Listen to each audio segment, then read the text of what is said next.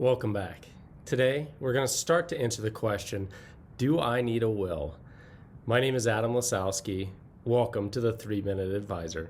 Let's start the clock. Do I need a will?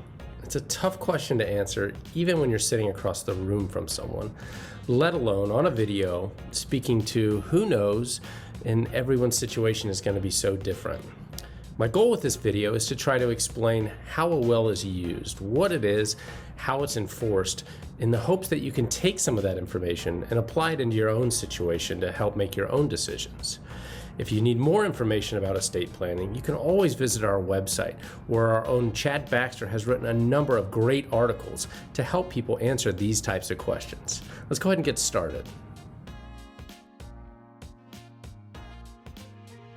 A will is a legally enforceable document that says what happens to your property and assets when you die. Now, in many states, if you have a spouse or children, they're going to assume that your stuff is going to go to them, but not every asset and not in every state. It's all a little different.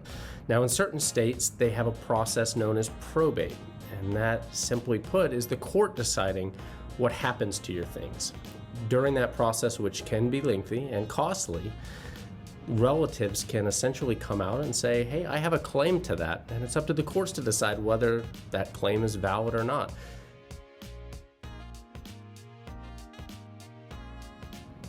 Ultimately, for most, the biggest benefit of having a will is just the peace of mind of knowing that when you pass away, your property and assets are going to go where you want them to.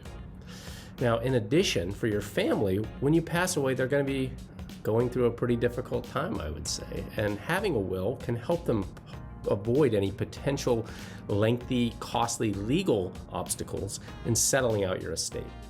Now, in addition, the probate process itself can oftentimes tie up assets. So if you don't have a will in place, and it does wind up falling on the courts to decide who gets what, a lot of times those out-of-pocket expenses associated with funerals are going to be having to be paid out of pocket by someone while they wait for the courts to decide who has a right claim to what.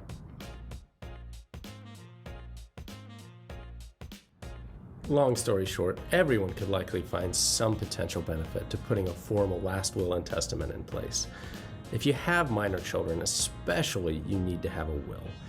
Imagine the courts making those decisions of who becomes their caregivers and who inherits the assets that you've set aside to provide for them. In addition, if you're somebody who's very particular or you're in a complex situation where it's important for who gets what, you need a will.